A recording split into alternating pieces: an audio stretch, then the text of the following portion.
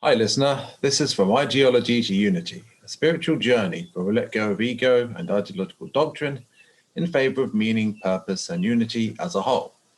Right, so I think this is the last reading I'm doing on the Red Book of Jung, or actually, the Red Book of Jung, of C.G. Jung, A Journey into Unknown Depths by Walter Burchett. I'm kind of wondering, is there actually a book that's the Red Book that you can actually read that I missed? Because I don't know, there is. But this is still pretty interesting read. So anyway. This is chapter 10, final conclusions. So, the Red Book is like the god Janus, as it has two sides. One that looks to the past is traditional and medievalist, and the other that contemplates future developments in psychological theory and practice. 7 years after the publication of Liber Novus, we are now able to evaluate its influence on Jungian psychology and contemporary psychology in general. The book is a very unique original psychological reference. After its publication in 2009, numerous events across the world have been held in order to research, disseminate, and debate the various aspects of Liber Novus and its significance for Jungian psychology. At the same time, as we dive into the book and discuss its various aspects, it is fascinating to see Jung's concepts as they are being formed, their origin in intense subjective experiences, and their gradual condensation into the theoretical body of Jung's work. This book discusses the immediate meaning of Liber Novus, see Chapter 1, a creative and emotionally intense journey that Jung took in order to face his midlife crisis. Although this midlife crisis was a very important factor in the production of the book, Liber Novus should be considered to be a part of Jung's existential process in general. Liber Novus represents a continent of varied impressions from the personal life of its author that at the time had still not been completely understood by his conscious. It contains symbolic representations of various philosophical, religious, and existential questions that had tormented Jung since his childhood. The large number and variety of symbols that emerged at this time were gradually and continuously integrated through creative processes along the course of his life. The process of assimilating these intense experiences lends Liber Novus a true significance in the genesis of the author's work. It clearly identifies his first conceptualizations on the individuation process and the various inner characters that are involved in this. The stages of the process, the encounters with the shadow, the anima, and the symbolic representations of the self are clearly described. The identification of these concepts and the description of the process in general are achieved through personification. The Red Book and a Civilization in Transition. The Red Book was written at a time when the West was undergoing a radical cultural crisis. I would add it still is. And this has everything to do with the ongoing shift toward the Age of Aquarius and the awakening of humanity in general to fourth density. That's my opinion. Let's carry on. Changes in Western civilization began in the 18th century with the start of the Industrial Revolution. The book was written as the First World War was breaking out and alongside the deep cultural transformations that it caused. These affected a wide range of human activities across the arts, the sciences, and human culture in general. A paradigm shift took place that had deep cultural impact. At the start of the 20th century, new radical ideas were being introduced by Albert Einstein, such as the theory of relativity in 1906, the same year which Jung published The Psychology of Dementia Praecox. Freud completed his 3 essays on the theory of sexuality, and Picasso painted the first Cubist painting, Les Demoiselles d'Avignon, which, I'm sorry if you're French. I'm sorry. I never did well in French class anyway. So I would also mention that I don't think Einstein's theories were actually the most revolutionary at the time. Even if you go to Planck, it was 1900, Planck wrote his theory. And then there's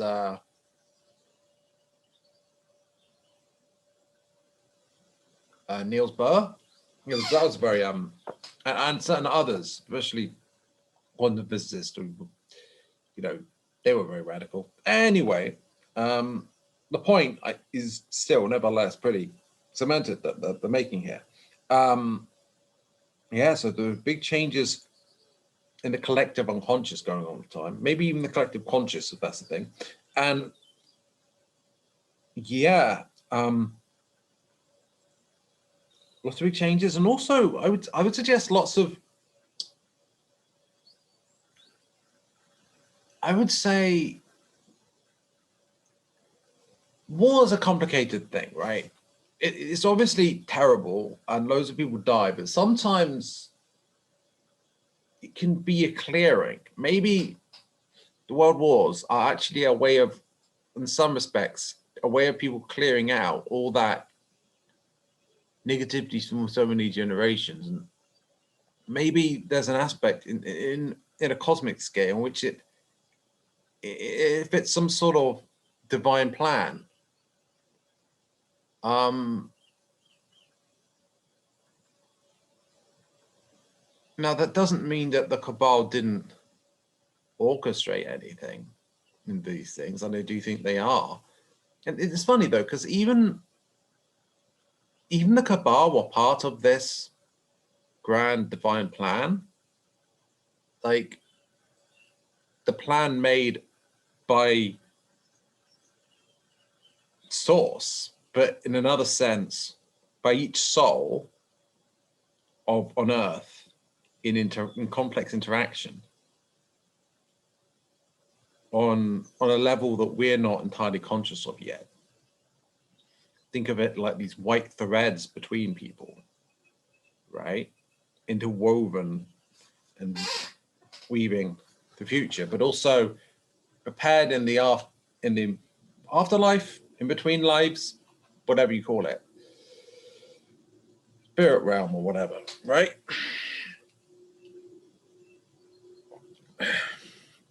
So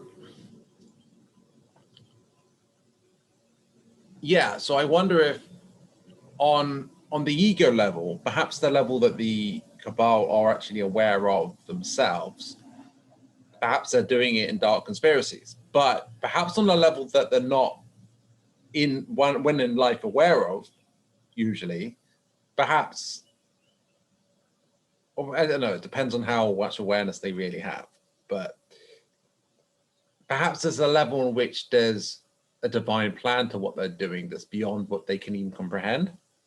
And perhaps the conspiracies are real and part of a problem in a loose sense, but maybe in a more zoomed out, bigger part of the picture, it's all how we awaken as a whole. Now, I can't entirely claim credit for this idea. I mean, Laurie Ladd has talked about it, some other people, but this idea that, yeah, like everything what's happening is like just as it needs to be for an entire species on Earth to awaken, right?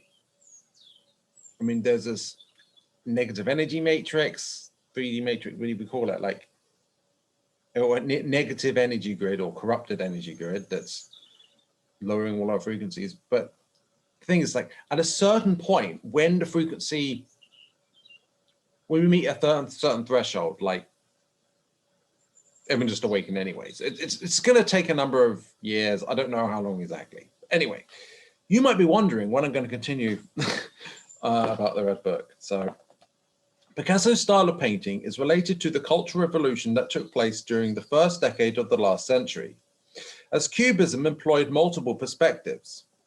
Paintings from the Middle Ages were drawn on a single plane, and the first painter to break away from this was the Renaissance artist Leonardo da Vinci, using his sfumato technique. Cubism offers multiple possibilities of visualization.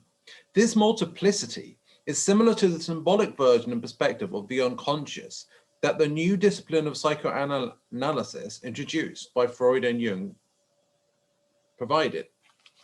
It is also worth remembering that the models that Picasso used were prostitutes from the city of Avignon, prohibited as a result of the repressed sexuality that Freud studied.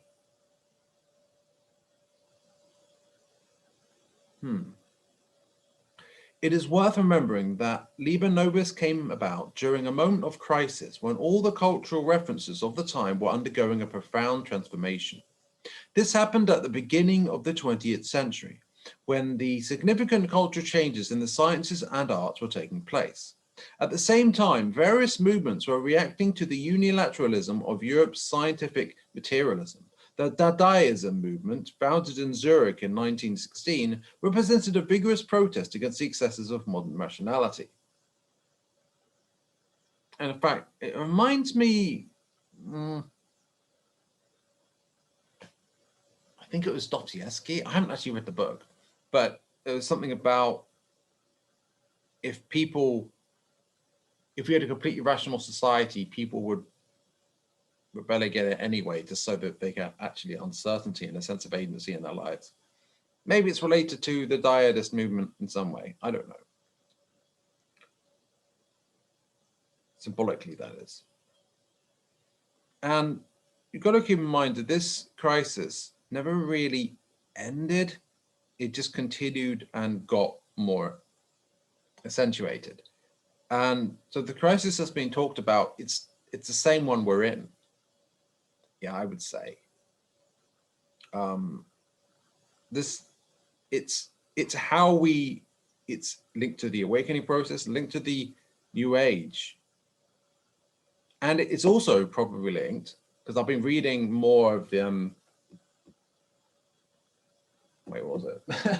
I've been reading more of a certain book by David Wilcock, The Synchronicity Key. And he's been talking about these events in history which line up in our recent history, especially in America, which line up with Roman history, right? And how there are certain countries are linked with some of the same people reincarnating that were in another place. Like, for example, Cuba and Macedonia, I think was one example given. And there's this grand dance. It's just like this grand dance or this grand story, and it's kind of being repeated, but in a different way. It's funny how everything's like a play, isn't it? Man, Shakespeare was so right.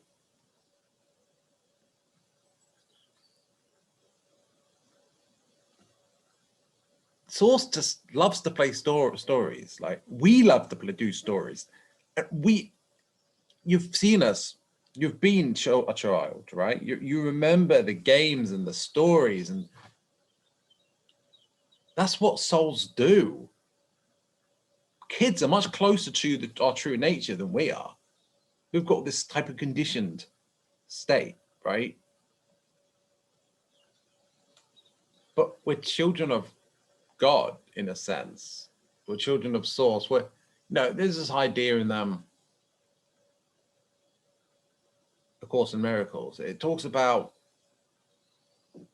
it frames all that is as the Father, and each soul in the 3D universe, let's say, in the physical universe, as like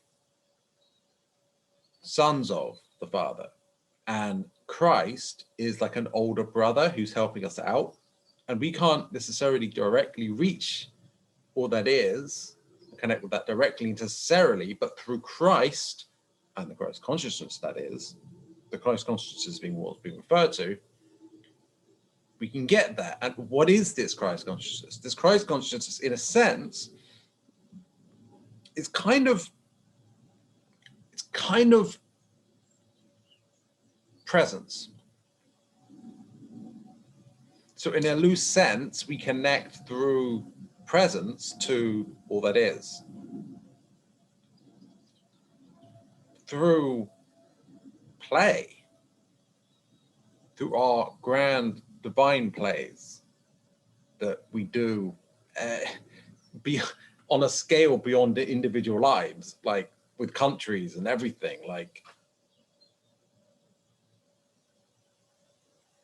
so it's like, oh man, it's like, it's a little bit like Paradox games, but mass multiplayer, right? You know, like Paradox Interactive, like CK2 or something.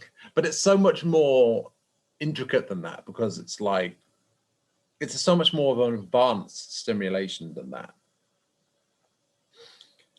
Anyway.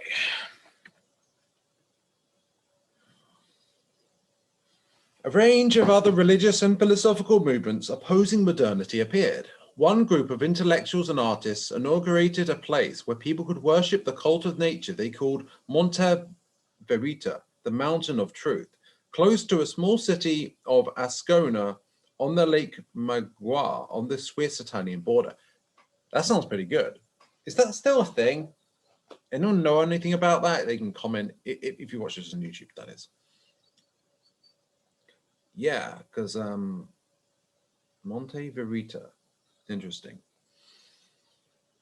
Some of the participants were Hermann Hesse, the psychiatrist Otto Gross, the dance researcher Laban, and the German writer awarded the Nobel Prize in 1912, Gerhard Hauptmann. One of Hauptmann's best books talks about the spirit of Monte Verita. His novel, The Heretic of Sawana, became famous across the whole of Europe in 1918. Hauptmann narrates the story of a young Father Francisco who is transferred to the village of Sawana and falls in love with the beautiful Agata, who is the product of an incestuous relationship. It is an erotic story providing a harsh criticism of empty Christianity that proposes to return to a pagan religion based on naturalism. The young Agatha is described at the end of the book as a goddess of nature with the beauty and power of a great mother. Mother Earth, perhaps.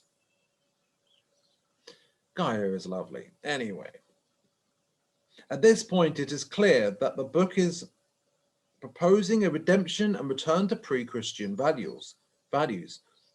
Blavatsky's ideas on theosophy, vegetarianism, and Eastern religion also had an important role for the movement of Monte Verita. All of these issues emerged as a form of compensation against materialistic values of the Industrial Revolution that had swept over Europe. You know, when it comes to the radical left, they tend to be quite, well, there's this idea of the religion being the opiate of the masses. I'm not going to conflate all the radical left as Marxists, but what I will say is that there's this idea that it's the material conditions that matter and the material inequity in the conditions that are the problem. And thus that focusing on whether they're anarchists or whether they're Marxist or what have you, it's that they very much find, I might be generalizing, this is just an impression that I have, that they have a distaste, at the very least, if not an outright opposition to any form of spirituality, right? Because they would just associate it with the opiate masses and like, but also this idea that you're not actually focusing on the problem and fixing the inequities and the oppression if you're just distracted with mysticism. But the thing is, it's not a distraction, and you don't get happiness through like material possessions. Like the people who are like super rich stock investors or whatever, right? Stock traders. And they get these really good car, really good Rolex. They buy all the biggest, expensive stuff. Just, are they happy? No, obviously not. They're just chasing this ever more material possessions as a way to fill a hole inside because they're not actually present, you know. And the thing with there's another end of this whole materialism paradigm, which is those who, they feel that because they don't have certain as much, right, that they are unhappy because they don't have the material wealth that the rich people have. And if only things more equally balanced, then everyone would be happy because everyone have what they materially need, right? The thing is, material need isn't the basis of happiness because the ego is never satisfied, right? Not unless you can actually, I mean, what I'm dealing with at the moment is the spiritual ego, right? I'm still grappling with doing the inner work and that sort of thing. So it's difficult. And I don't blame or like disparage anyone who, these people I'm talking about, or these tendencies I'm talking about, because like, man, even people who do get it to the extent that I do or whatever, you know, it's still not easy and it takes time and effort. Well, effort, maybe effort is the problem, but it takes time anyway to really do that inner work and awaken. And maybe there are shortcuts for sure, but yeah, anyway, the thing is, all this, the solution is in the higher meaning in spirituality, rather than the simple literal survival or social survival that the ego pursues. Whatever, the ego pursues. Because it's all about just raising or at least maintaining your social, the position in the social hierarchy, because that actually affects your quality of life in many ways. The ego knows this, it's designed for that. But the thing is, there's more to life than that. And happiness isn't achieved through the ego, it's achieved through ego death, right? And ego death isn't just don't have an ego. Ego death is kind of more like, it's like a process that repeats until it's more like a, think of it like in alchemy, and you're getting all this egoic bullshit and sort of filtering yourself, right? And you filter it through and it's like kind of purified, right?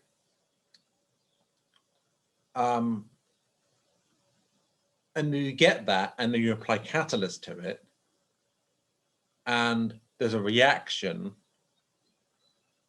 and more negativity within on shit comes out, and there's more stuff in the ego is discovered to be purified some more through more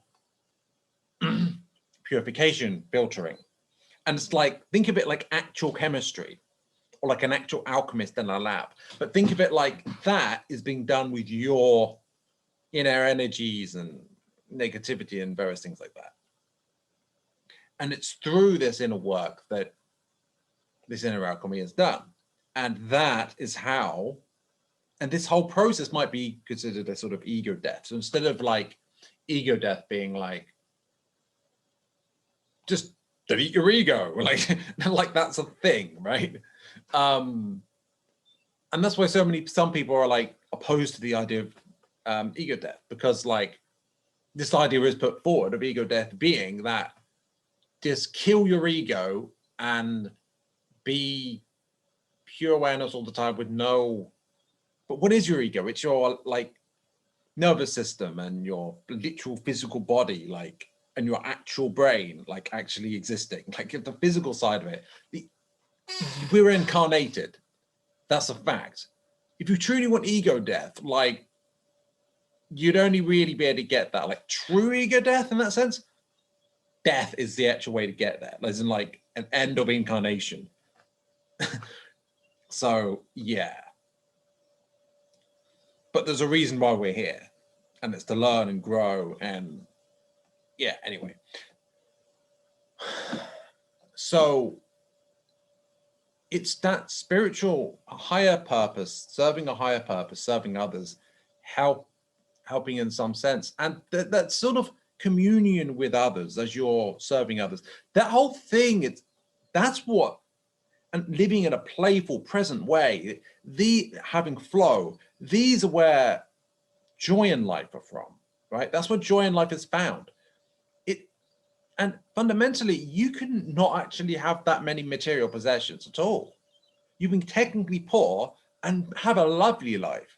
You can love your life, or you could be like, even if you're stacking shelves, like you might love what you're doing, like really you just enjoy your day. Like, and I'm not at a point where that's something I would be able to enjoy yet. I don't think stacking shelves or something. But even if there is a level of presence where that's possible, and whereas, you know, if someone doesn't have presence, it doesn't matter whether they're rich, poor, or anything in between, they will be unhappy. So I guess part of the awakening requires that awareness to come back, because we've been conditioned to either have organized religion, which is about control and shame, or not have organized religion at all. And that the spirituality is just like, it's either treated as bunk or as evil Satanism, right? And I'm sure that is a reason for that, because those who don't want us to awaken, well, those who control or at least influence what people think for a large degree, I mean, that's exactly what they want, which is why they've acted.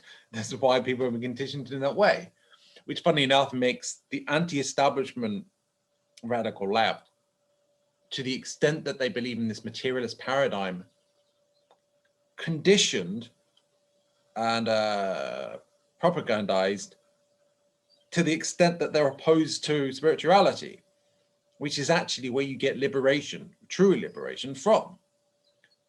Liberation from ego desires, liberation from, I mean, oppression and control is ultimately derived from ego anyway, right? And that includes oppression and control that you do to yourself, in a sense, through your ego. So not that liberty in the more materialist sense of like, or the sense that libertarians believe in it or whatever, isn't a thing, but like there's a higher liberty too. I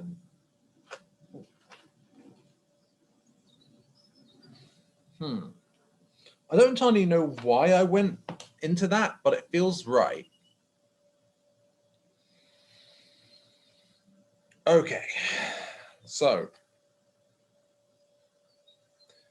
these movements oscillating between the rational and the irrational, science and art, and science and religion, are cultural flows that continue to this day and could well go on forever, like some form of psychological necessity within the cultural unconscious. Sanford Drobb suggests that the Red Book also has a compensatory function in relation to current psychological techniques biased towards the rational approach, 2012. According to Drobb, the influence of neuroscience and behavioral techniques in present-day psychotherapy is extremely one-sided. The Red Book proposes an approach in which imagination and the irrational can also be included.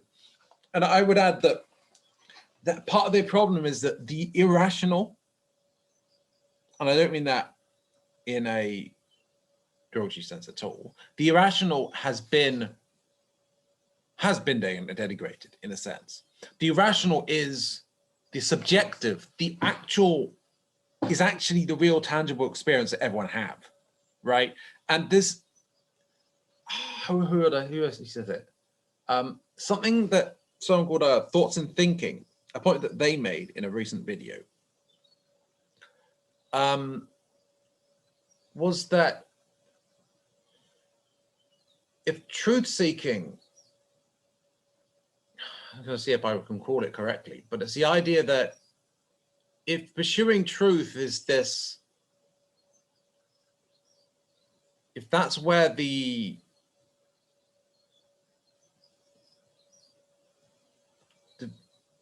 there's something, it's in a sense that the subjective experience and the pursuit of speaking your truth, your subjective truth, is it's just as much something special as doing pursuing truth, objective truth. But the difference is that objective truth kind of denies your subjective truth. In that it ends up being ideology, which you have to align with and almost lie to yourself about. Anything that doesn't fit it, you ignore. And yeah, but there is something about, there's this higher truth and we can pursue it and discover it. And there's something transcendental about just speaking, being willing to be genuine and authentic about what your subjective truth is and just speak it. And honestly, that's not how he put it. And if you want to see his point, I mean, you can do that. I think it was one of his, man, I don't, just look it up. So I'm sorry I couldn't explain it better, but it came to mind anyway as relevant. So, oh yeah, and about the thing I was talking about with the left is that the irrational, it's not just on the left anyway, but generally in society, the irrational has been denigrated, has been shoved aside, but the irrational is the life blood of our consciousness, isn't it? Like, of our actual experience, not like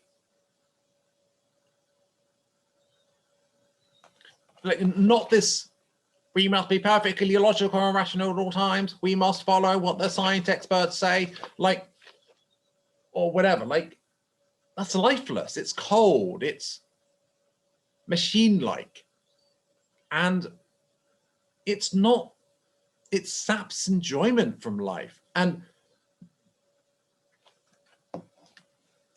there's a recognition now, if you consider who's that? Morris. There's this artisan in the 19th century called Morris who produced a lot of beautiful art. And the idea was that beautiful art done by the people rather than heartless corporations essentially doing it. And there's something in Morris which reminds me of a sort of a spiritualist vibe from a working class perspective, and that is something that is been lost, perhaps. That spirit of, but it can be regained, it's not entirely gone. Like the idea of the people eating locally and stuff, that is still alive. And it's still on the left to some extent. That hippie thing, like the 60s, like you got it in the 60s. Unfortunately, it became more about, actually, no, I'm not going to judge the 60s anyway. But yeah, so the point is that there's something about the irrational that's valuable. And instead of pushing it aside and forcing it into the unconscious, if we can accept the irrational as there's a truth to it anyway, that we can be imaginative, we can be a creative, and it's not bullshit, it's not bunk, it's valuable, and we can value it in other people too. We can value it in each other as a society. We are allowed to do that. And even those who, it's got to the point where even in those who are outright against the status quo, such as anarcho-communists, for example, very regularly, even they seem to fall for the, I mean, conditioned by this idea that of throwing the irrational out the window. And I don't think we should do that. I don't think it's, I think that it's, I don't think it's healthy either. And I don't think Jung would think that either. So I think Jung would agree with me. So anyway, I believe that this is me reading this. I believe that the various existing ways of approaching the psyche do not invalidate the Jungian model involving the archetypes and the cultivation of images. These alternative models of approach can coexist with the current paradigm.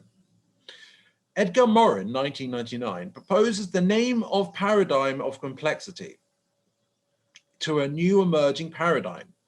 As he comments, the word complexus means to weave together. So he explains his choice of the word complexity as follows. I will add that that word complexus is a good word to describe the weaving together of divine or source threads on an energetic, ethereal, perhaps spiritual level, whether through the spirit plane of reality or in our reality that we can't see it in the 3D, but that's in the 4D or the 5D or beyond. There are these white weaves interacting in a complex way or complexus way, like, and it's still the karmic strings and like the way in which people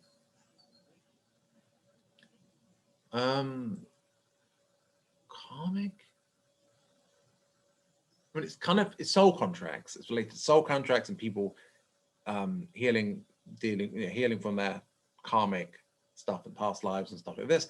And it's this grand dance and plan, a divine plan among all the souls. And yeah, complexity, weave together. I'm just seeing things line up. It seems to fit to me.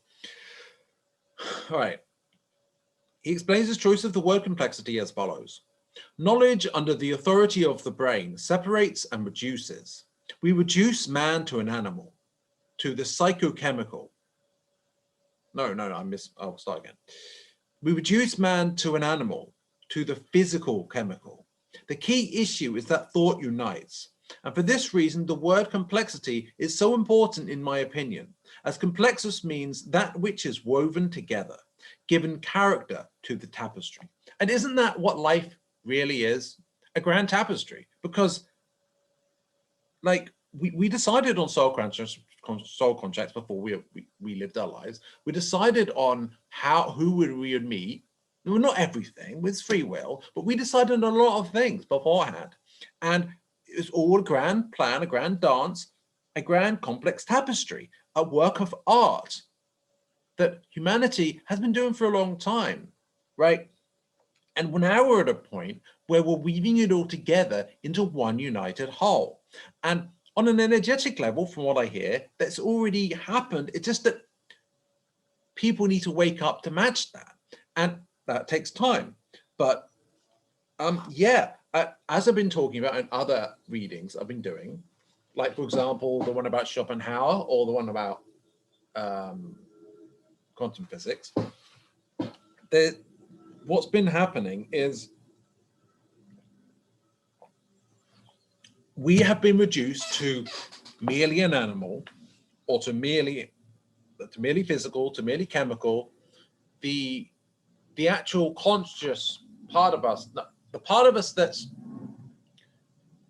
mental, the part of us that's beyond the physical, has been sidelined, as if we're all just like robots, biological flesh-based robots, but we're not.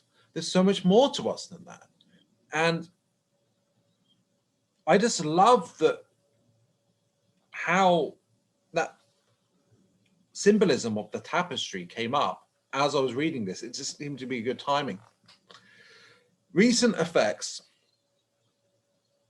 to research and map the brain over the next 10 years, known as the Human Connectome Project, a name that makes reference to the simpler Human Genome Project, does not fully invalidate the approach using the symbolic and the imagination. Alongside the development of biological approaches, laboratory research has demonstrated the efficiency and of the efficiency of meditation and eating natural foods.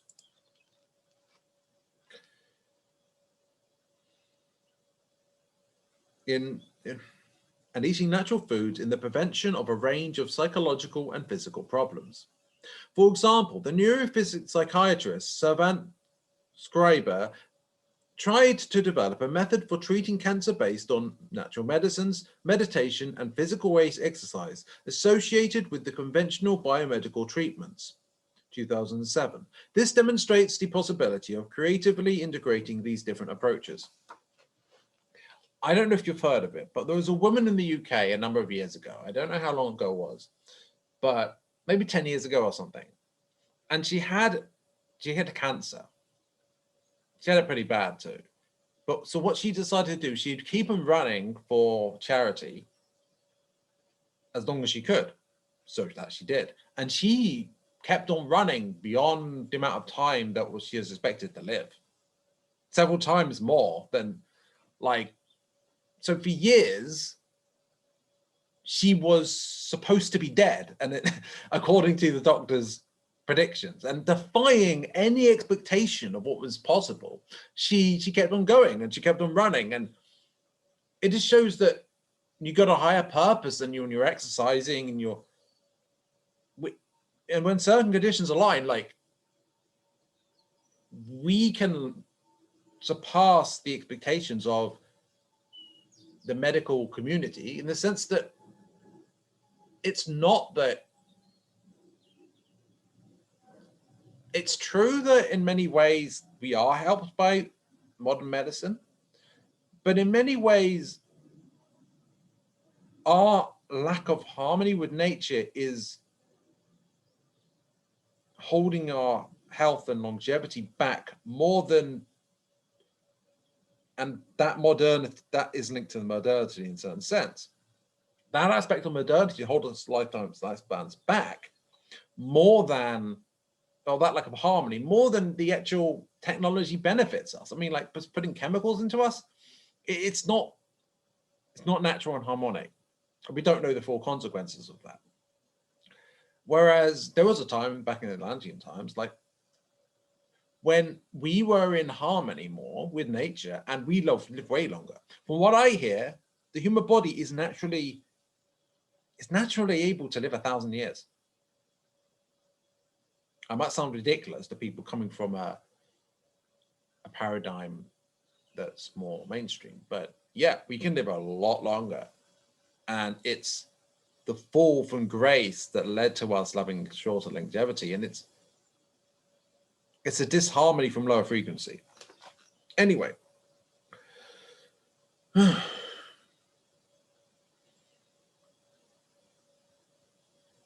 The global dynamism of this crisis of transformation is naturally intensified by the speed of communications through the internet and through intensive cultural exchanges between people who are geographically very far from one another. Part of this movement of change includes an exacerbated scientism dominating some areas of knowledge. The progress of neuroscience has brought with it new perspectives for the study of the personality. Despite the huge achievements in this field, however, relationships between the mind and the body-brain are still to be explored. Although, I would add that the text, Quantum Theory and Free Will by Henry P. Stapp, How Mental Intentions Translate Body Actions, does bridge that gap to a large degree, to an actual amazing degree. Honestly, really good, revisable, really great book. To some extent, as well, what is it? Decoding Schopenhauer's Metaphysics also deals with that a little bit, this sort of stuff. And together, they make a pretty solid case that actually kind of fills in that gap, the gap that was just addressed here, as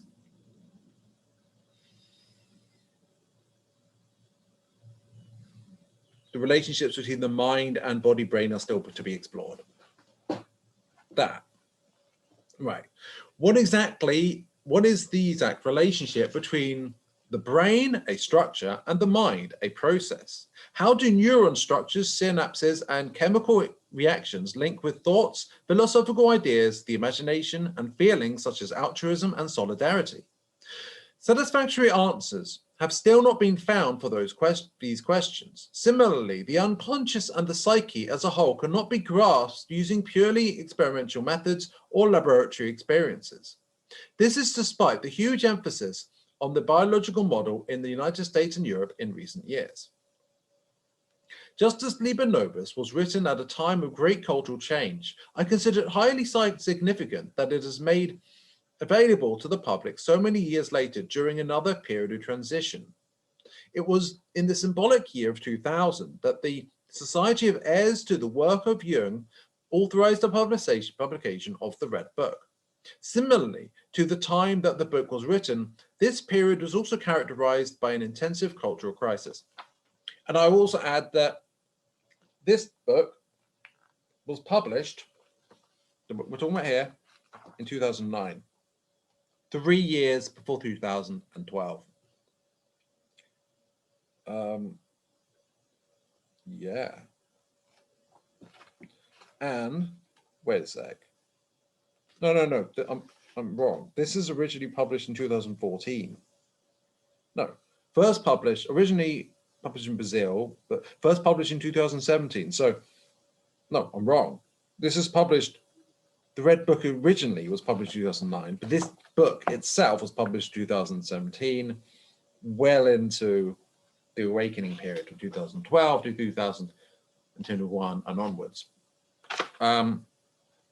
Interestingly, when was that raw material book, Living the Law 1 published? I'm just curious about the date. 2009! The same date as the Red Book, if I'm correct. That's pretty interesting, isn't it? I don't know. I'm not saying there's any special significance there, but yeah. Where was I? Right. Okay.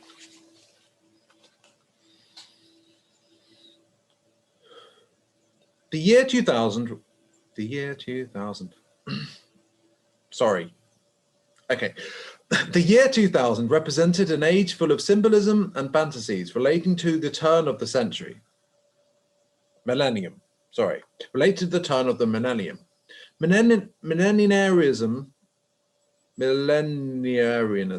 the archetypal idea that the destiny of humanity or of groups of humanity is intimately linked to the passing of time and the changing of ages, has existed since ancient times. Visionaries, prophets, and shamans from all periods of human history spoke of millennial events that would bring salvation or condemnation and damnation.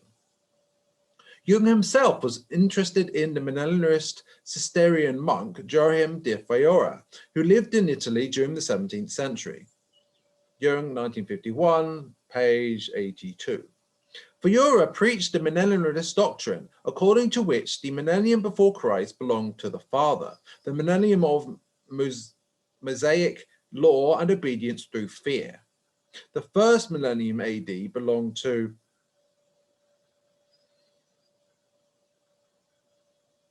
the Son, an era based on faith and love, and the second millennium AD would belong to the Holy Spirit. The influence of the Holy Spirit would influence the predominance of the monastic orders, meditation, and inner life, marked by an introspective attitude such as opposed to a strong traditional institutional influence. And so that seems to resonate with me with the idea of Age of Aries, then Age of Pisces, which I'm pronouncing wrong, but whatever, and then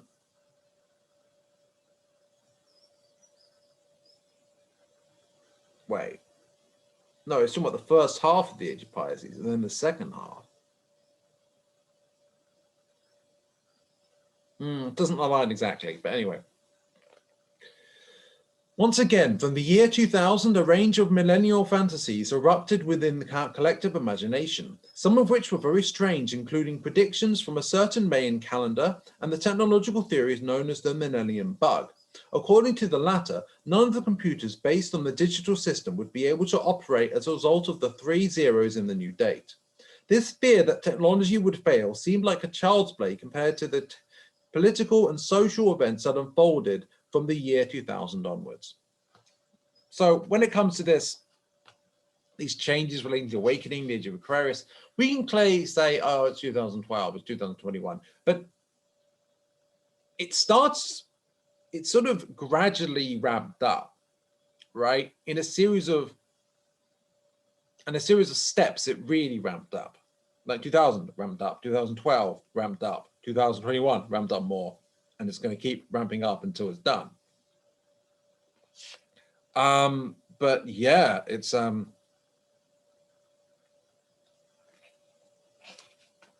as we know, things have certainly ramped up, especially even since 2017, you know. The new millennium was seen with the attack on the Twin Towers in New York in September 2001, September 11, 2001, signaling the start of a new era of transformation for civilization as we know it. I would add here that in the synchronicity key, the links between Rome and America that David Walcott mentions are quite significant. So they do relate. The year 2002 was a year of the god Janus, the ancient Roman god of gateways, who had two faces, two towers, two faces. It was also what the numerologists call a palindromic year, for which the start and end are a mirror image of each other. Yeah, 2002, not 2001. Janus. I'll keep reading, I guess. And symmetrical opposites confront one another. This was a time of radical confrontation between opposites, the new, the renewable, the disposable, and the culture of information technology that is updated almost on a monthly basis versus the traditional and more medieval cultures of the Middle East, upholding permanent and unchanging lit values. Is it possible for these two opposites to come together? I would say so. At this time of crisis and of millennialist expectations, Liber Novus was finally published by the Philemon Foundation in 2009. Well, there we go then, 2009. The Red Book is also a Janus book. It has two faces, very much in keeping with the period of transition in which it was published. One face looks to the past and is traditional. Even the book's appearance is linked with the past, seemingly written on medieval papyrus, with Gothic letters and tempera, adornments and illustrations. The book discusses the beginnings of Christianity in the desert, when Jung talks to Ammonius the Anchorite, who was alive during the first centuries of the Age of Christ. Figures from the Old Testament, ancient Greece, and other societies from antiquity are also present. The encounter with Iztabar speaks of the need to establish a link with ancient cultures and the mythological thinking that has been abandoned by modernity and its goddess of reason. The Red Book has another face, however, which is a face that looks ahead to the future, suggesting new ways forward and approaches for psychological theory and psychotherapy. I would summarize the new approaches contained within the Red Book into the following four categories. Keep in mind, there were four, the quaternary had four stages that repeated in a cycle, right? The lapis quaternio, that was it. And that was illustration 6, 7, and 9. And just for reference, there we go. These ones. Yeah. And obviously that's linked to 4, quaternio, quat, linked to, that it means 4. And of course,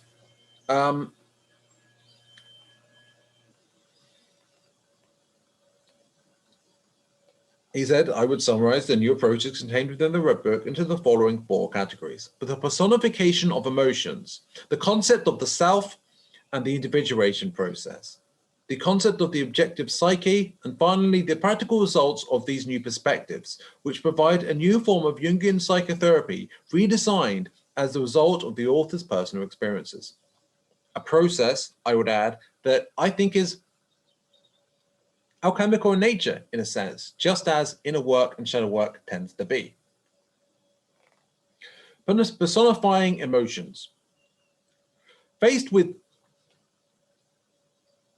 I wonder if this is a sort of hero's journey, which these 4 stages can make up, right? The inner work, the shadow work, it's an inner work that Jung did, that cycle that I mentioned before of these 4 quaternaries in a cycle, and these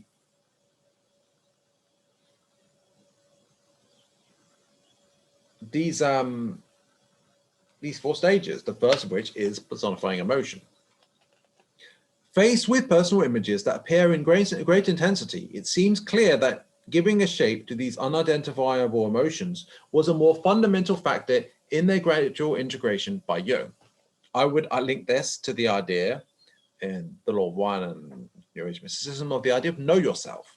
If you can, it's all very well to want accepting yourself and loving yourself and all this stuff. But if you don't even know yourself, how do you know what to accept in the first place? Right? And that's saying personify emotions, this seem linked to the know yourself part. That's required for love, self-love, right? Giving shape to these unidentifiable emotions was a fundamental factor in their gradual integration by Jung. We can see that the more abstract emotions and tendencies are worked through little by little as the book progresses, becoming more defined through the process of personification. See Chapter 3. The spirit of the depths, the factor that led Jung to his inner experience, first manifests as a voice, a calling, and an inclination. Only at the end of Liber Primus is this personified as the prophet Elijah, and later on in the second part of Liber Secundus and in Scrutinies as Philemon. These successive personifications allow a gradual integration of this content. The whole of Liber Novus has a double structure, the first involving direct emotional experiences associated with certain images, and the second involving a more rational elaboration. Here, experience becomes theory, and theory becomes method. Using his fundamental experiences, Jung organizes a new psychological theory based on personified images and the individuation process. So,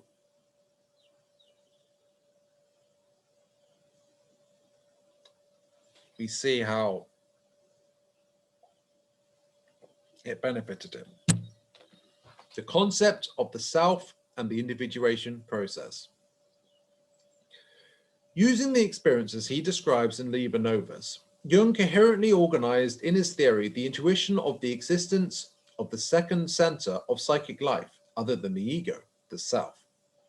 This intuition was called to his life and had appeared at various moments since he was a child, when he sat on a rock close to his house and asked himself, is it me sitting on the stone thinking about it, or am I being thought by the stone? 1963, page 33. He also had fantasies when he was young that at the same time as being a young boy, he was also an old man that dressed in clothes in the 18th century, page 55. Liber Novus helped Jung to organize this concept theoretically. Individuation was to be a process used to seek a new form of psychological organization based on a new center within the personality, the self. Through these intuitions and personal experiences, Jung coherently establishes a theoretical identity related to his thinking. The notion of the self as a center, and at the same time, the totality of the consciousness and the unconscious psyche differentiates it from traditional psychoanalysis. Soon after this, his separation from Freud, at a time that he started to write the Liber Novus, Jung emphasized that his concept of the unconscious was different from Freud's, as he saw it as just a deposit for repressed material. Yeah, that's what Freud saw as, just a deposit of repressed material.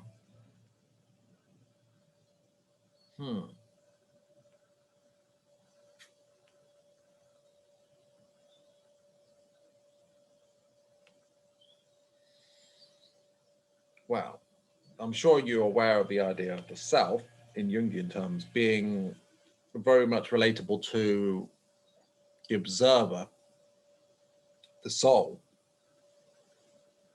which we really are, not the ego.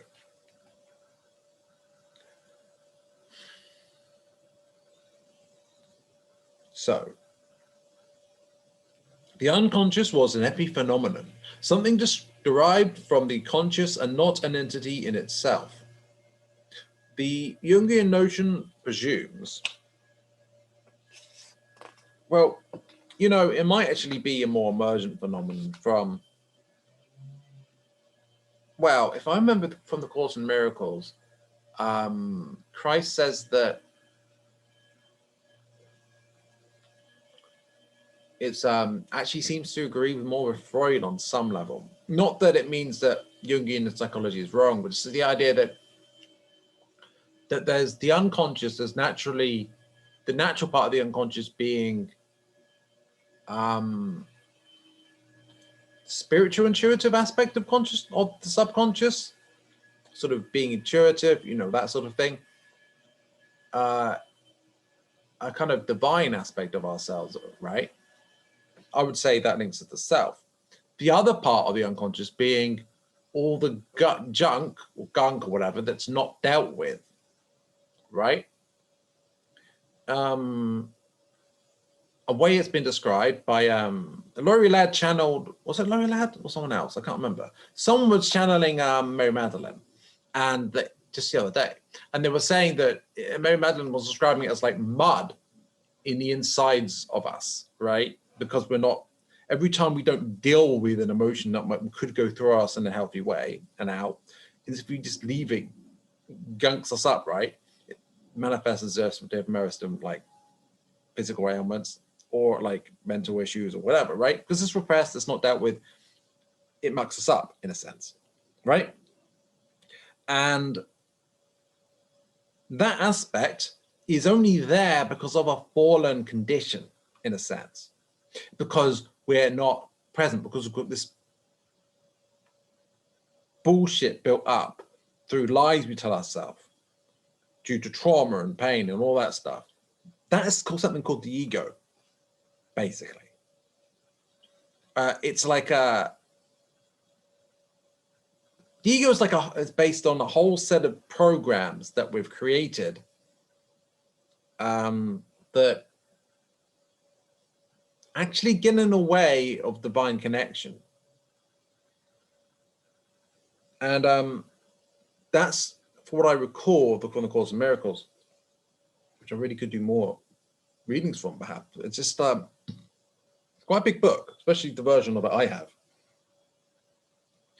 Yeah, and there's a lot of stuff I could do readings on, to be honest. Well, that's a difference from Jungian psychology, which treats the collective unconscious. It deals with the there is something like a collective unconscious and a collective conscious. I would say that's probably part of it too. But I do think it delves into different aspects of the subconscious, but it's not irrelevant. And that Jungian psychology, I feel, is very useful for helping us individuate and ultimately integrate the shadow and heal and deal with all that negative stuff. But it's not the full picture, and it's not a path to ego death per se. It just helps. There are things that it's presence that's really the solution, right?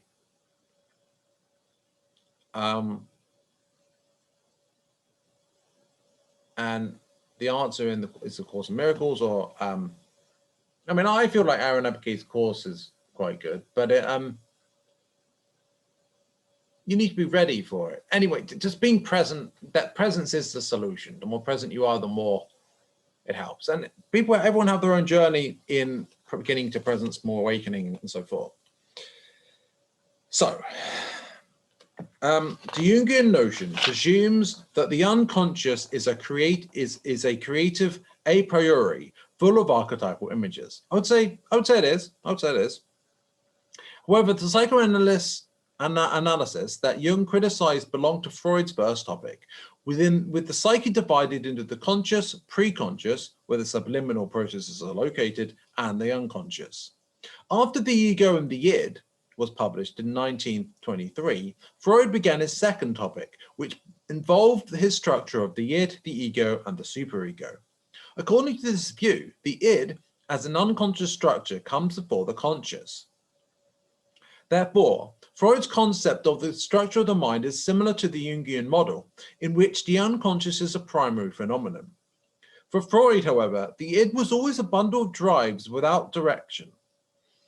With the notion of the self that originated from his experiences in Liber Novus, Jung introduced the notion of the unconscious having a different order to the ego. Well, I wonder, perhaps there's one aspect of the unconscious which is directly linked to the ego, and one that's directly linked to the self, and that the intuitive playfulness of flow and intuition is the part that's linked to the self, the observer, right? Then there's a part that's linked to the ego, and it's kind of like a subconscious part of the ego, I would say. And that would be what Jung talks about as the shadow. And then there's the collective shadow. Is that the collective unconscious? Perhaps. Archetypes play out through that, I would say too. That's why I'm making sense of the combination of Course in Miracles, Jung and Freud. I don't know if I'm getting it right at all, but whatever. Anyway, so with the notion of the self originated from his experiences in Liber Novus, Jung introduces the idea of the unconscious having a different order to the ego, with the function of a perspective organization in the future, making this a teleological function. Noticing a type of organization in his fantasies, dreams, and paintings that was different to that of the conscious intention of the ego, he conceived the self as an organizing center of the psyche as a whole. At the same time, Jung conceptualized the self as the totality of conscious and unconscious psychological processes. Analyzing a series of his own and his patient's dreams, Jung could observe this process of the self in action, moving towards individuation. Liber Novus provided Jung with a basis from which he could solidify his theory of the personality, grounded in the finalistic processes organized by the self. During these processes, psychic energy is personified in a constant dialectic with conscious processes. As for the constant dialectic, what is a dialectic if not an integration of opposites? Synthesis, antithesis, an integration of those? No. There's thesis, antithesis, synthesis, and then it splits up again. Thesis, antithesis, synthesis. And this is kind of an alchemical process too. And if you're watching, of course, I'll show you. Actually, no, I won't show you. You know what the lapis quaternio is, and the other diagrams linked to it.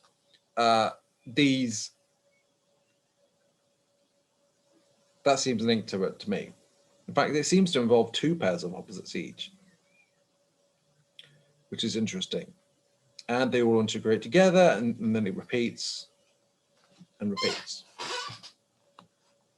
in a cyclical process that never ends. A spiraling process that never ends.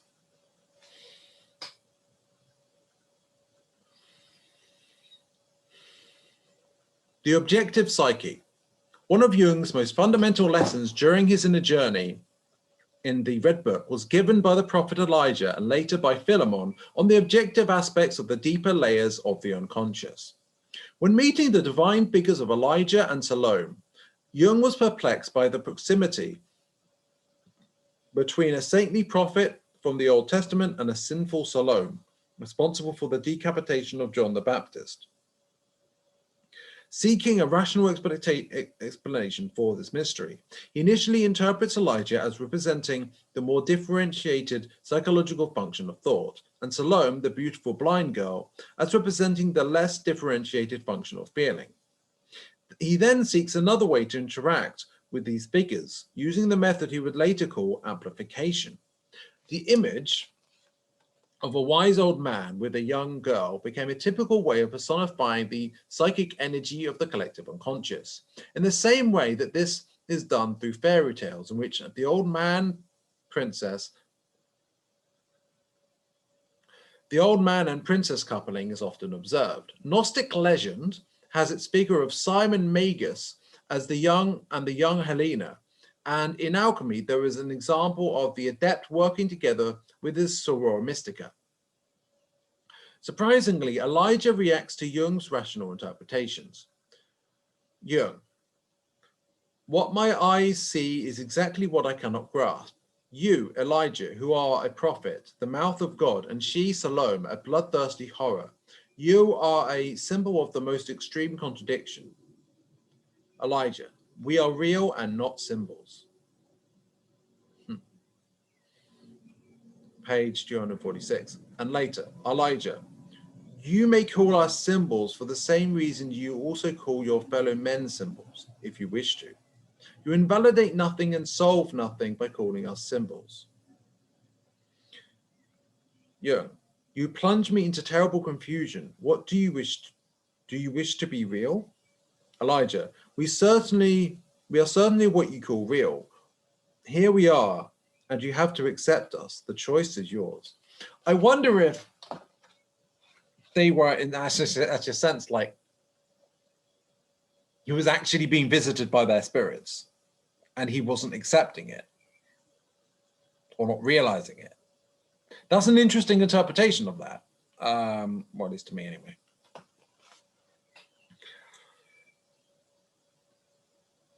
The passage demonstrates what Jung would establish in his work as the reality of the soul.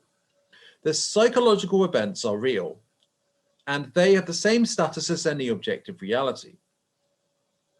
Starting to formulate this, Jung then proposes a layer of the psyche that he names the Objective Psyche, which is autonomous and conscious in nature and presents in the unconscious. The theoretical elaboration, an image that came to mind just now was this idea of Yin Yang. Think if you were to, for sake of argument, associate the Yin and Yang as conscious and unconscious, which isn't typically how it's been presented. Typically it's about chaos and order. But suppose, you could link the order with conscious and unconscious with disorder. But anyway, if you were to treat the conscious as the white bit and the dark bit as the unconscious, now each bit, the white bit has a black dot in it, and the black bit has a white dot in it. So,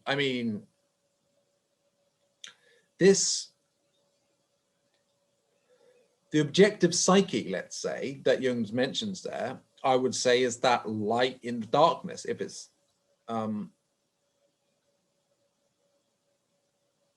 autonomous and conscious in nature and presents in the unconscious. Perhaps, I don't know, that just came to mind. So, the theoretical elaboration of these experiences belonging to the psyche, the reality of the psyche, is only achieved much later in Jung's later work. The complex concept of the objective psyche, or the reality of the soul, paves the way for a new epistemology for the mental phenomena. According to Jung, psychic content is real as long as it exists. It operates and is effective through the experience of the psyche. In addition, psychological content has an objective existence and is not a mere epiphenomenon of the conscious psyche. This epistemological turnaround is echoed in modern physics, where there is a rigid discrimination between subject and object that falls down. Jung reflects on these findings of a conscious within the unconscious in his later work, discussing the autonomous conscious content of the unconscious that operates independently of free will. Does it, though?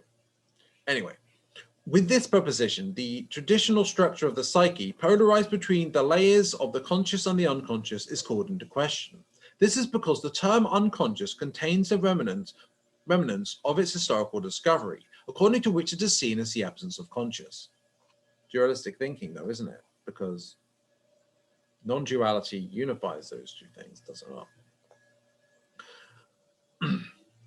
That's what integrating the shadow is, right? Moving towards totality, unity. The conscious and the unconscious opposition is one of the great polarizations that dominate our culture and help to organize the modern paradigm. Since humanity created its first polarization between man and nature, civilization has been organized according to polarities: civilized and tribal, conqueror and conquered, northern and southern hemispheres, male and female, spiritual and the material, the soul and body, among others. These polarizations are always hierarchical and rigid, which is a serious matter indeed, as men are seen as superior to women, the soul to the body, the spiritual to the material, the civilized to the tribal, and so on. Now, you might see the connections here to the law of one and the awakening linked to unity and Gnostic themes. Gnostic themes are something that Jung was aware of. And so, I mean, it lines up.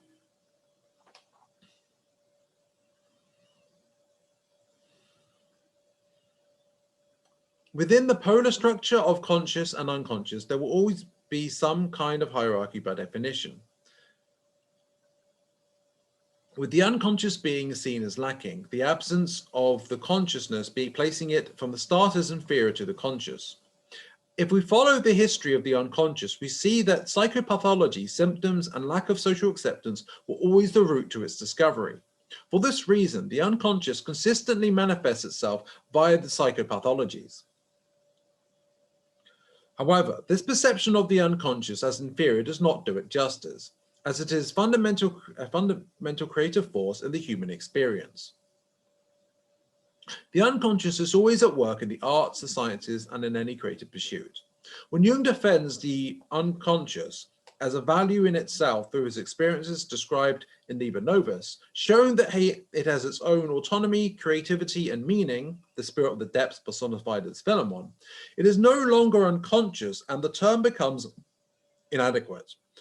This is why Jung proposed the term Objective Psyche, to describe a layer of the psyche universal to all of humanity, with its own objectivity and autonomy, and no longer an epiphenomenon derived from the conscious, inferior to the lucid and irrational conscious. Now, keep in mind that the self is something conceptualized as something that unifying and totality, and the whole of the psyche, in a sense, is fundamentally linked to the self and derives from it, and is a creation of it. I'm mixing in some of my own views here. But yeah, and this idea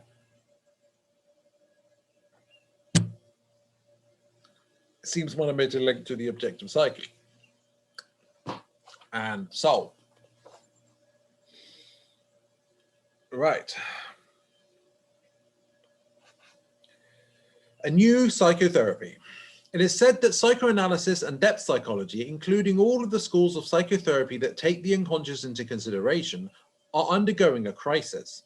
In reality, it seems as though the crisis lies within the traditional model of psychoanalysis, which involves various consultations per week and takes large periods of time.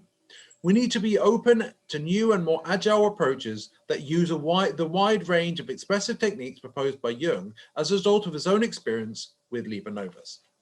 At this point, I would add that techniques such as EMDR or EFT, which is a emotional freedom technique, or the other one is eye movement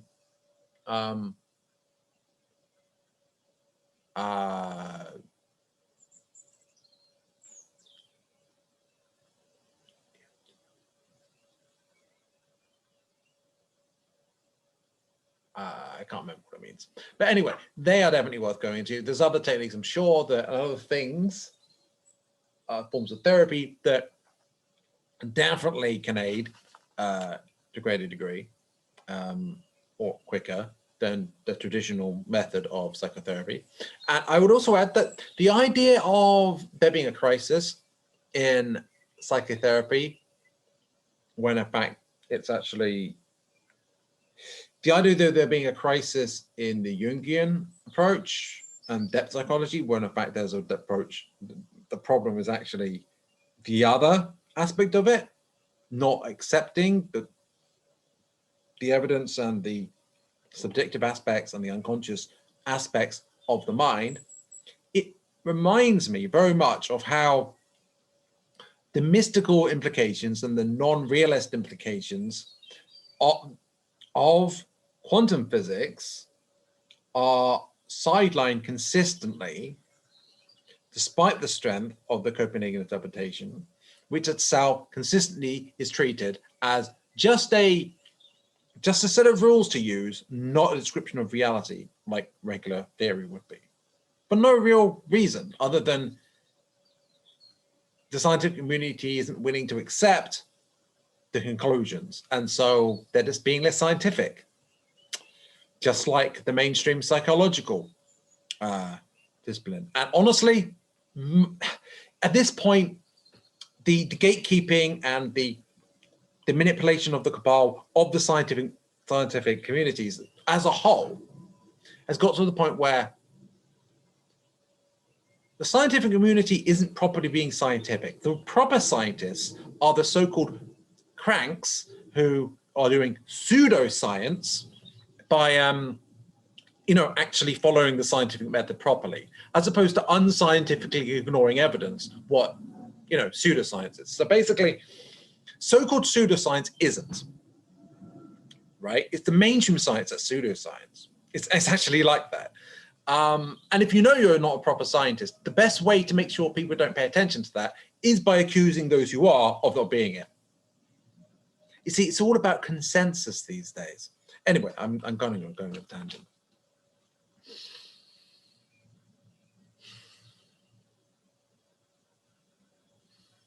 Well, consensus among a single paradigm, while not really unifying the whole thing. Anyway, in any psychotherapeutical journey, using the unconscious as reference and within the parameters of any school of thought, we follow two processes in parallel. On one hand, it is important that we have some kind of theoretical and operational reference so that this process does not take place in the dark and purely through intuition. On the other hand, the therapeutical process will always involve a direct emotional encounter between two people. Jung always affirmed that the personality of the therapist is essential to ensure a cure. He once cited an old alchemical dictum: art requires the whole man. The Red Book is a powerful affirmation that the personal experience is fundamental in the process of psychological cure. The book also relates to the therapeutic process of Jung himself.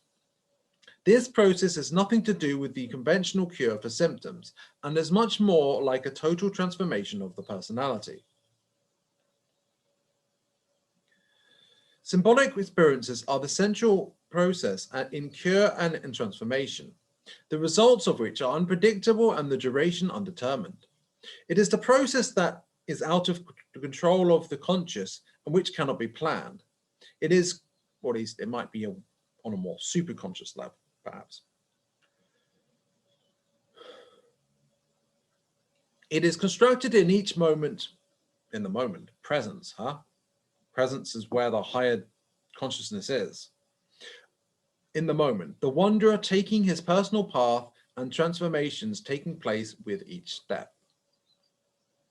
Liber Novus contains the basis of a form of Jungian therapy based on the technique of active imagination. As a result of his encounters with inner characters, Jung developed a new and highly creative way of working through the unconscious. He summarized this process for the first time in his work, The Transcendent Function, written at the same time as Liber Novus. The foundations for the new attitude towards analysis are elaborated in Liber Novus, and non-verbal expressive techniques are an important part of this process. Based on his experience, the technique of working with images, paintings, drawings, and sculpture is highly valued by Jung himself and by his collaborators. Working with dreams and images is fixed at the center of the Jungian model. The C.G. Jung Institute Zurich has put together a Bild Archive, image archive, for the systematic research of archetypal images in paintings and artistic production in general. Subsequent generations of Jungian analysts have sought to integrate the model of dream interpretation and expressive techniques developed by Jung in Liber Novus using a systemic approach, involving a Jungian therapeutical setting and the interpretation of transference. An archetypal transference model has been developed, as well as studies on the primary relationship between mothers and their babies as an influence on this psychopathology. I consider the notion of archetypal transference to be fundamental to the therapeutical process.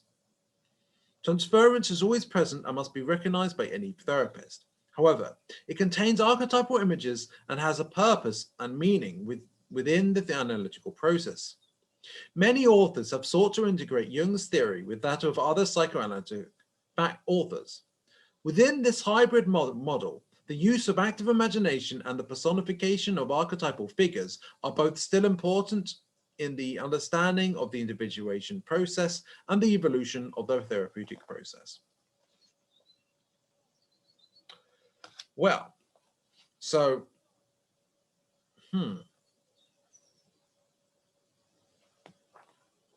Finalizing the book. Regarding the results and the duration of this process, we must not forget that Jung toiled over the Red Book for 16 years. He left it incomplete in the middle of a sentence when he tried to go back to it in 1959. In this year, Jung tried to complete the Red Book, but did not succeed. At the end of page 190 of his calligraphed copy, he ended with an incomplete phrase. I knew how frightfully inadequate this undertaking was, but despite much work and many distractions, I remained true to it, even if another possibility never. Was Jung successful in relation to his self-analysis? We can say that he was, that he did not get lost among the various symbols of the book, and that this laid the foundations for his posterior theoretic work and his work on himself. Jung stated that he stopped working on the Red Book in 1928 when he discovered alchemy upon receiving a copy of the Chinese alchemic treatise, The Secret of the Golden Flower, from the sinologist Richard Wilhelm.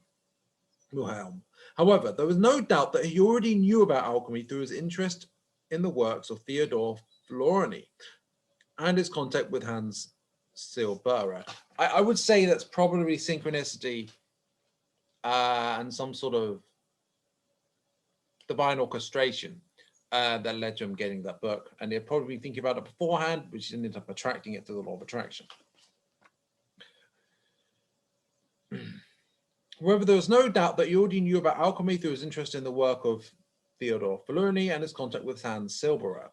A psychoanalyst in the Vienna Circle, Silberer had been researching alchemy from the first decade of the 20th century, and Jung knew of his and Florani's work, both of which were interested in the psychological aspects of the subject.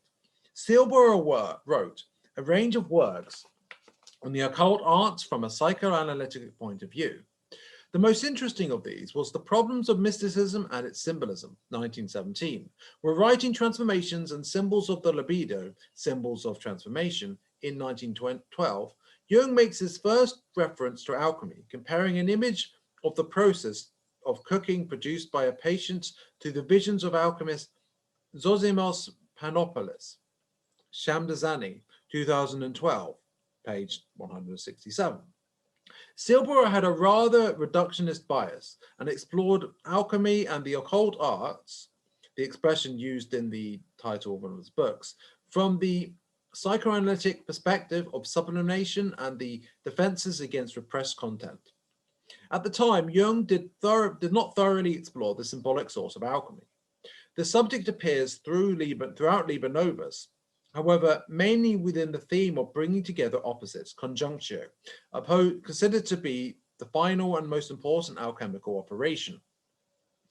Jung discusses the profound significance of the conjunctio in alchemy in Mysterium Conjunctius, 1955. We see this symbolism of opposites in the images of black and white snakes and of nighttime and daylight, among others. But the most impressive alchemical symbol appears as illustration 115 in chapter 17 of Liber Secundus, Nox Quarta, the fourth night. Fourth night. Jung illustrates a figure in black wearing a hat. It is a type of closed cubicle with a black and white quadrangular floor. Jung wrote to the side of this illustration, "This is the golden fabric in which the shadow of God lives." The concept of the golden fabric and its metals as being inhabited by the planetary gods is an ancient alchemical idea from the age of Alexander the Great. The gods come down from the planets and develop within metals deep inside the earth. A network is created between the planets, the metals, and the gods. The psychology of the ancient man was intertwined with the environment and based on a web of significant connections. They appear again in the unconscious material of contemporary man. Alchemy is a hylozoistic tradition in which the spiritual and the material, from the Greek hyel, are interwoven. In alchemy, the world is not created by a demiurge, as the spiritual is not superior to the material, and the former has recovered its dignity from the great original mother. This unique cosmology may have been the main reason that Jung used alchemy as a principal reference for his work after Liber Novus. In the fragment cited, there is a clear reference to alchemy. If Jung already knew about alchemy, his discovery of the alchemical treatise would not have been sufficient for him to abandon the writing of Liber Novus. We may suppose, however, that fewer unconscious images were appearing at the time in comparison to the key years of 1914 to 1917. The stormy waters were starting to calm. The rich symbolism from this period were gradually integrated in Jung's creative process over the years that followed. Shamdasani says that the assimilation of these experiences followed a non-linear spiral process. Now, that's intriguing because, as I've said a number of times, if you look at the hero's journey, if you look at, which is a circle that repeats, a cycle, if you look at the final formation of the quaternios into Mandala form,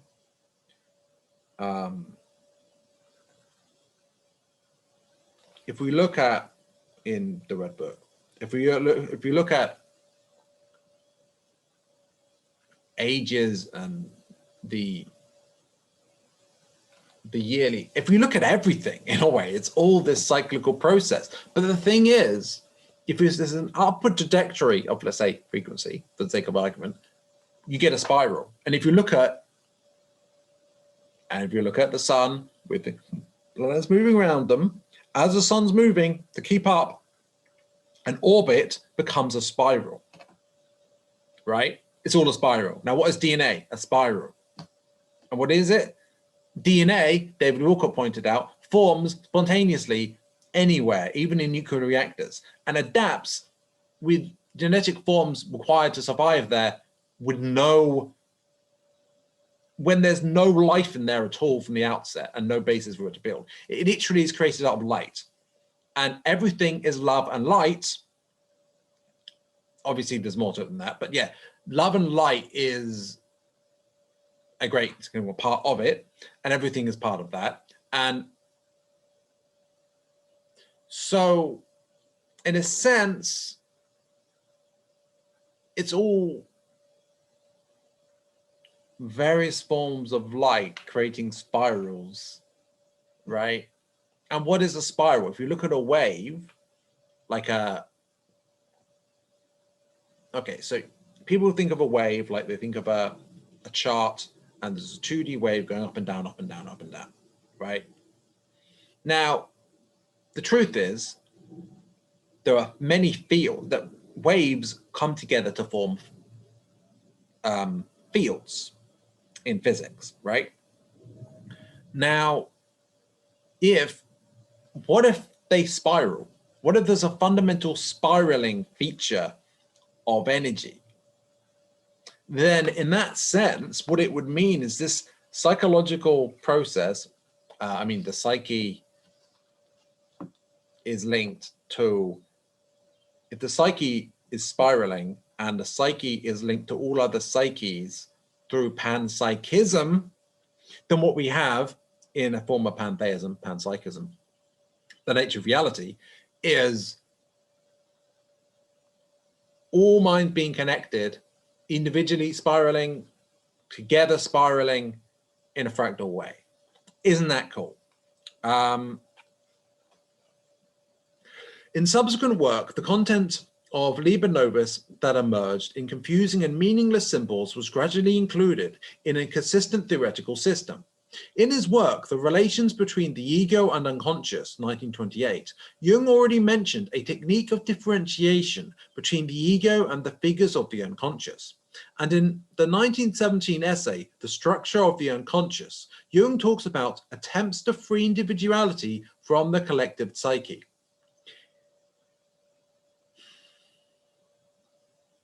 In Psychological Types, 1921, the encounter with Elijah and Salome undergoes a sophisticated theoretical elaboration. In fact, all of the theory that Jung developed after this book derived from these seminal experiences. The understanding of the myth and of totality in order to realize the personality, the criticism of empty institutional religion, the multicultural approach that is essential to modern times, and the model of the archetype in order to articulate his entire theoretical vision. Now, that is a pretty good summary of what the text gives us. And so, especially the black books, and understanding, well, it says myth of totality, but if we understand totality, right, the self, the soul, the psyche, it's all one unity. We understand the totality of it. And that unity with oneself and also the external being a reflection of that. I don't know if that's explicitly what Jung was saying. I don't think it was. But through that totalizing, that unity, we realize the personality. And empty institutional religion doesn't enable us to connect with the divine. It kind of gets in the way with egoic bullshit that egos have come up with. Routines, rules, rituals. Rituals, I mean, like, it becomes more about the rituals and the sort of mental programming. Like, the Bible says this, therefore this is how it is, right? Instead of actually a free cognition regarding the matter of spirit.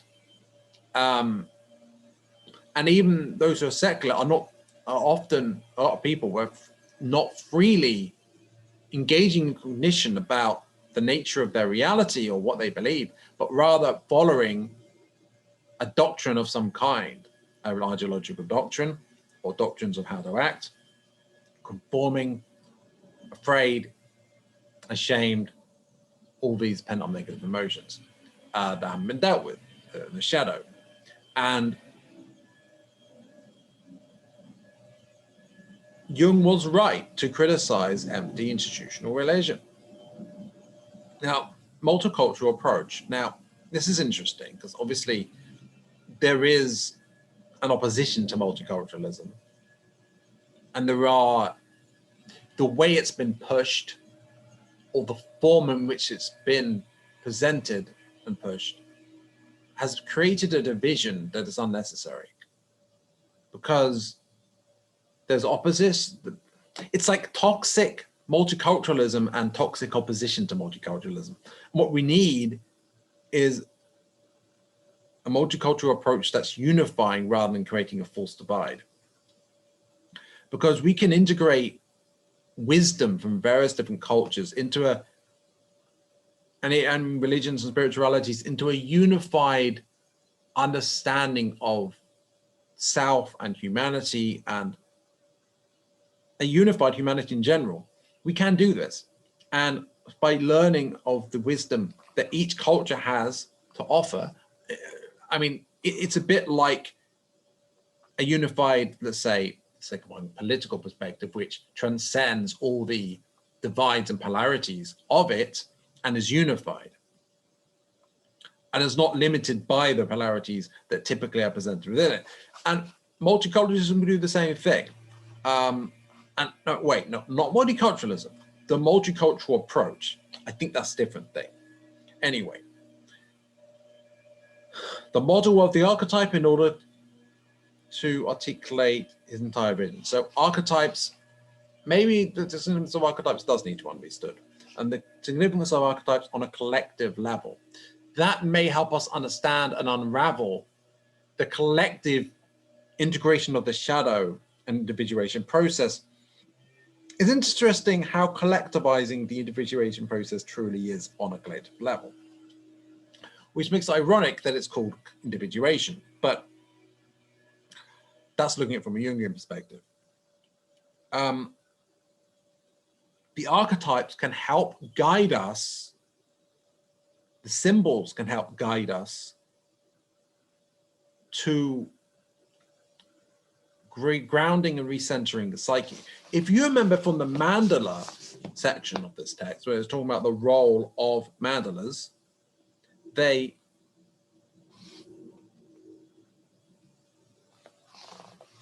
it's the idea of the self as the center. The mandalas spontaneously come up. Where is this? This idea of the psychological mandala is a search for a central point, representing a new center of the personality that is differentiated from the ego, and the apparent reference for mental processes, the soul, the source, the self. And if everyone do this and then unify together and then connect with nature, Gaia, and then identify, understand each other as a whole, a unity, then there's a unity, a sense of unity, a new center, essentially, like with mandalas, archetypes help guide us to unifying our psyche, but on a collective level, they can help us unify as a whole, help us understand our totality and our position in the universe and everything. And so I feel like archetypal images and how Jungian psychology has explored it, I feel like that's very valuable to the overall awakening process. And yeah, I really feel like the Red Book and Jungian psychology, there's a lot of ways in which it can be part of the picture for helping people awaken, and it's got links to Gnosticism, which itself has links to the actual teachings of Christ and the law of one, right? And true nature of reality. And he got part of the picture. He definitely got part of the picture, and this helps. And he did it as much as he could in a scientific manner. And I find that is extremely valuable, right? It really will help us with this ongoing awakening or New Age process. Now, I'll read this bit again just to really cement it. In fact, all the theory that Jung developed after this book derived from these seminal experiences, the understanding of the myth of totality in order to realize the personality, the criticism of empty institutional religion, the multicultural approach that is essential to modern times, and the model of the archetype in order to articulate his entire theoretical vision. But did the continuous development of the Red Book stop at any point? Shamdasani, 2009, considers the construction of the Bollingen Tower with its mysterious inscriptions and continuation of the book, or other words, of a true Liber Quartus. The work on this unique and revolutionary book was never truly abandoned. It was continued in various ways and emerged in the author's theoretical works until the end of his life. So, that is the end of the book. And I have to say, I really enjoyed it. It really delved into the themes. I don't think, if I just read the book outright, the Red Book, maybe I would have missed things. And I did all the key themes, but which is explained pretty well. And I've got a lot to explore, a lot of parallels to New Age spirituality to make. A lot of the themes are connected. I really enjoyed it. It allowed me to do my intuitive reading thing where ideas come to me and I link things together. It allowed me to do that fairly well, which I enjoyed. And I hopefully has good content. I mean, I think it's good content. I know at least some people enjoy it. So yes, I hope you enjoyed. I hope you're having a good time in life and stuff. And if not, it's probably all part of the process. You'll be all right. So bye for now.